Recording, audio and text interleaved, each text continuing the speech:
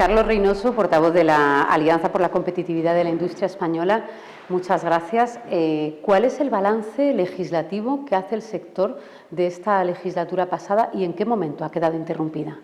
Bueno, realmente la legislatura pasada que ahora termina ha sido una legislatura muy compleja porque se nos está ya olvidando, pero hemos tenido una serie de crisis sin precedentes. Tuvimos primero la pandemia, luego hemos tenido una crisis energética primero, luego agravada por la invasión de Ucrania, que realmente ha supuesto un desafío a las cadenas de valor, a la situación económica en general, pero a la actividad de la industria en particular. En la pandemia no podíamos, o era enormemente difícil operar las instalaciones industriales. A eso ha llegado una crisis de abastecimiento de elementos básicos en los componentes y las cadenas de valor industrial, y luego, evidentemente, lo que ha supuesto los costes energéticos en la competitividad de la industria ha sido absolutamente determinante. Con lo cual ha sido una legislatura compleja, llena de retos, pero yo diría que también cuando hay retos hay oportunidades, y ahí es donde las buenas industrias demuestran un poco su saber hacer. ¿Qué leyes positivas se han aprobado para la industria,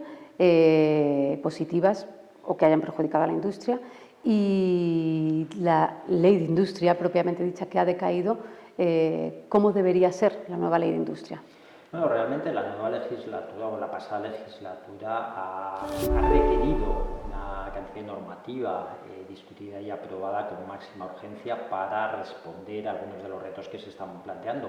Retos que en algunos casos eran de puramente operación de la industria para, por ejemplo, asegurar el suministro energético de electricidad y de gas necesario, pero también para salir al paso a algunas de las medidas y de los retos que se están planteando a nivel europeo y en otros Estados miembros, ¿no? Y este ha sido uno de los grandes elementos diferenciales de los últimos años, y es que la industria española no solo ha tenido que seguir siendo competitiva, sino que se ha visto sometida a lo que es una competencia, en muchos casos muy desleal, de otros países europeos por las medidas que están introduciendo, por no decir lo que ha sido en el caso de Estados Unidos con el paquete del IRA, etc.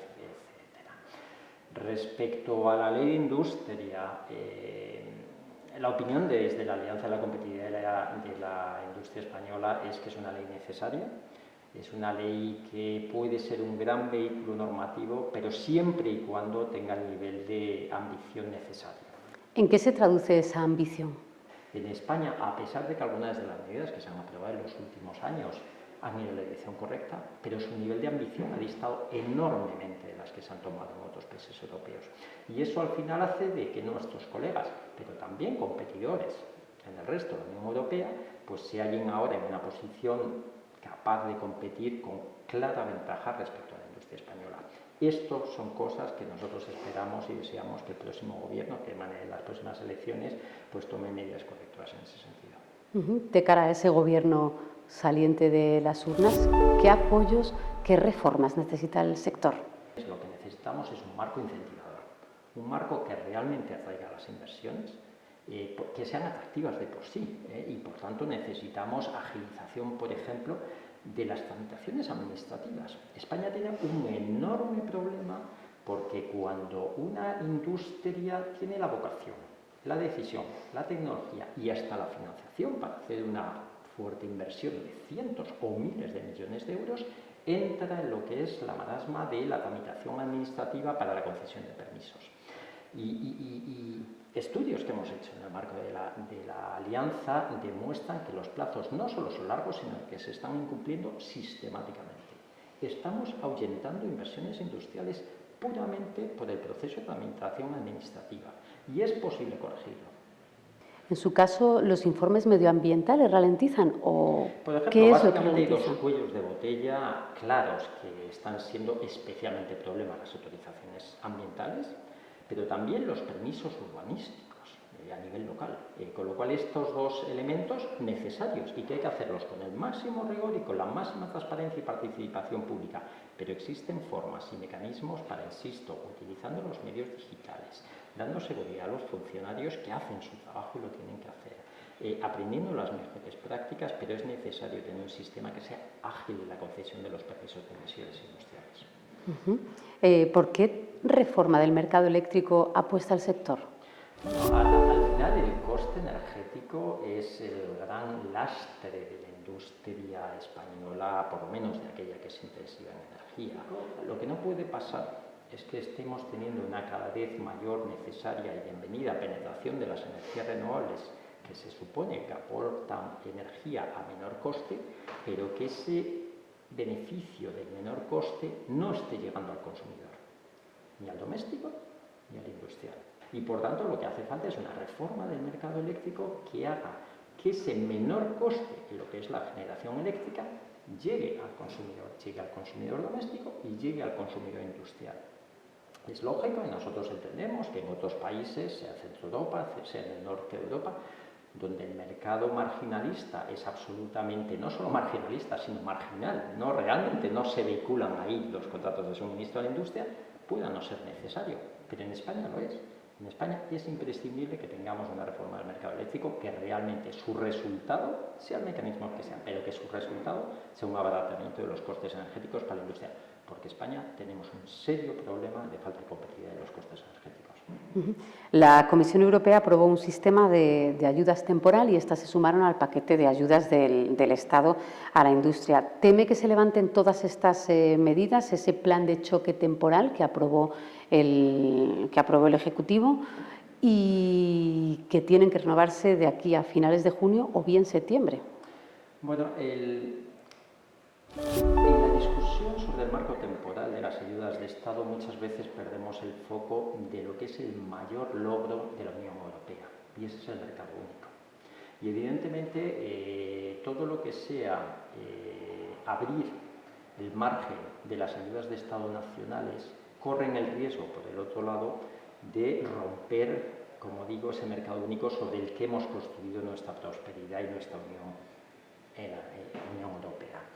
Por tanto, es un ejercicio que hay que hacer con cuidado y nosotros, más allá de qué va a pasar con ese marco en el futuro, nos preocupa lo que hemos visto en los últimos años y lo que hemos visto con las distintas reformas que ha cometido la Comisión Europea es que en lugar de hacer un nuevo esquema europeo, la propuesta de la Comisión Europea ha sido básicamente dar mayor discrecionalidad a los países. Pero luego han sido los países los que han querido o han podido hacer uso de ese nuevo margen ampliado. Y eso lo que ha producido es, en muchos casos, una clara ruptura del mercado interior. Y, por tanto, más allá de las reformas de si se van a mantener, si se van a alargar en el tiempo, la cuestión es que el futuro marco de ayudas de Estado europeo sea realmente esto, europeo, que quiere decir mismas reglas de juego para todos los operadores de la Unión Europea, independientemente de que estén en España, en Alemania o en Suecia. ¿No necesita cada industria unas necesidades concretas? ¿Se puede competir en suelo europeo con necesidades similares? Bueno, es que eso es lo que debemos de aspirar. Si realmente nos creemos el mercado único, lo que tenemos que ir es hacia un marco en el que realmente las reglas de juego sean uniformes. Y en algunos elementos es así, pero en muchos no lo es.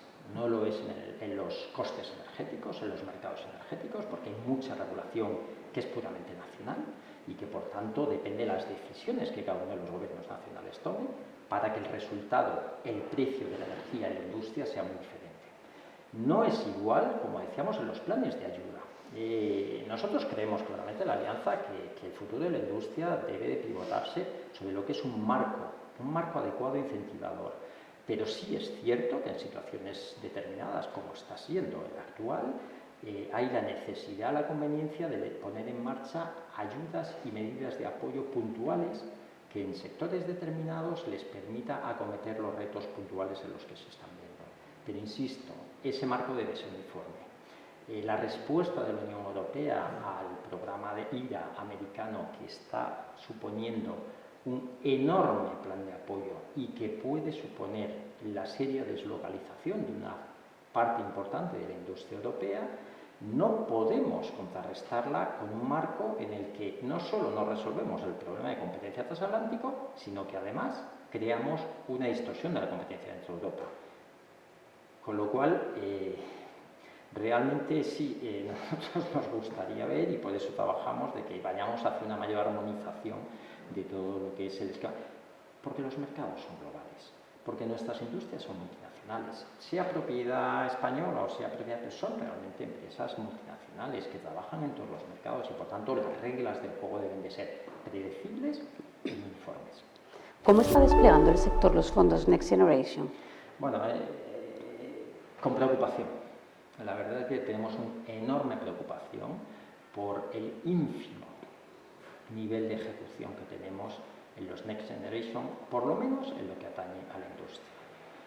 Los PERTES, sean el del vehículo eléctrico y conectado, sea el agro, sea el no nato aún de descarbonización, tienen niveles de ejecución mínimos. Y realmente lo vemos con preocupación. Y creemos, entendiendo la dificultad que es gestionar tal volumen de recursos, creemos imprescindible realmente simplificar la gestión de estos fondos. Evidentemente entendemos que tiene que haber una serie de requisitos, de garantías que se tienen que cumplir, pero es imprescindible simplificar, porque no hemos todavía concedido a la inmensa mayoría de esos fondos, no digamos el tiempo que va a ser necesario luego para ejecutarlos, y esos fondos tienen fecha de caducidad. Muy interesante lo que dice de los fondos. De cara al gobierno saliente, los fondos efectivamente tienen una fecha tope y tienen que llegar más fondos. Y la industria es un sector clave para la ejecución y el despliegue de estos fondos. En esa primera mesa, en esos diálogos que tengan con el gobierno saliente, ¿qué le van a pedir? Bueno, nosotros creemos que de cara a los fondos Next Generation en la próxima legislatura va a ser imprescindible en los primeros días de legislatura hacer dos cosas. Uno, habrá que reevaluar qué fondos están en qué partidas y en qué ámbitos y sin ninguna duda reubicar hacia la industria mucho más fondos. Y segundo, habrá que simplificar de manera muy importante los procesos administrativos, toda la tramitación, los requerimientos que hay actualmente definidos para poder acceder a esos fondos. Con lo cual, insisto, en la próxima legislatura, en los primeros 100 días, creemos que va a haber que hacer un esfuerzo importante si realmente queremos no perder la oportunidad de lo que son los Next Generation, que realmente son una gran oportunidad para el país. En las propuestas que tiene el sector, medidas muy concretas, ¿cuáles son las fundamentales? Bueno, nosotros creemos que en el próximo gobierno, en la próxima legislatura, debería ser la legislatura de la industria.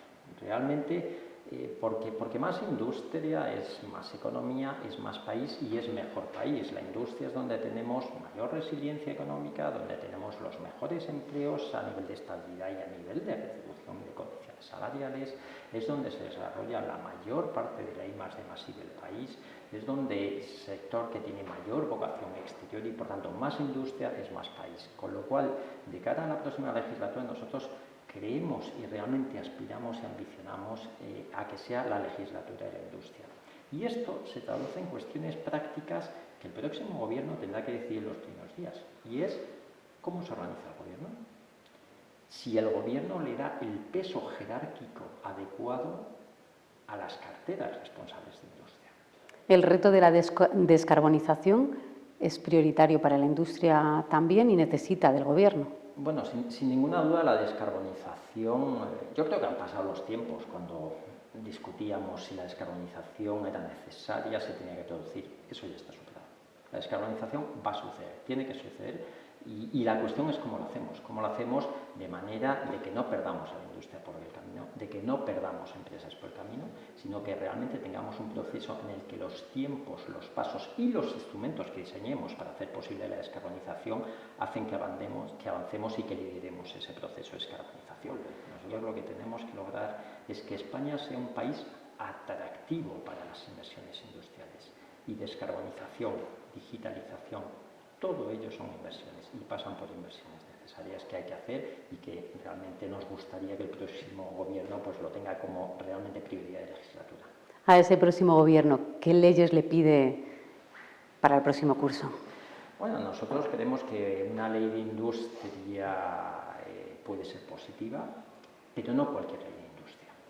Lo que necesitamos es una ley de industria con contenido, una ley de industria que realmente toque las palancas que cambien la competitividad de la industria, una ley de industria que sea ambiciosa, que sea concreta, que sea ejecutable, Una ley de industria que sea debatida y que sea consensuada con los agentes, con la industria, porque nadie mejor que la industria sabe lo que se necesita, lo que las empresas realmente requieren para atraer las futuras inversiones. Por último, ¿cómo le gustaría al sector relacionarse con los futuros parlamentarios y con las Cortes? Bueno, nosotros creemos profundamente en lo que es la colaboración público-privada. Y colaboración público-privada en todos los sentidos y, por supuesto, en el ámbito normativo.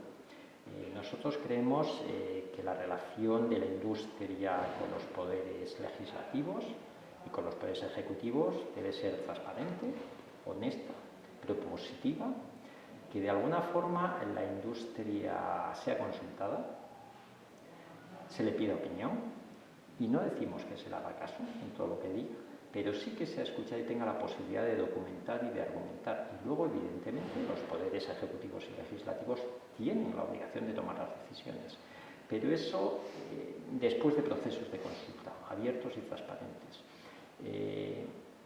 Nosotros creemos que las relaciones institucionales pasan por la transparencia y la participación. Más participación es mejor normativa, es mejor legislación, porque nadie sabe todo. Y la industria pues sabe cosas pues, que a lo mejor el legislador no sabe y viceversa. Insisto, resultado de una relación abierta, transparente, activa, sin complejos. Creemos que de ahí es cuando emana la mejor regulación y la mejor legislación en beneficio de la industria, que significa en beneficio del país, porque más industria es más economía, es mejor país. Carlos Reynoso, muchísimas gracias. Muchísimas gracias a vosotros, encantado de estar.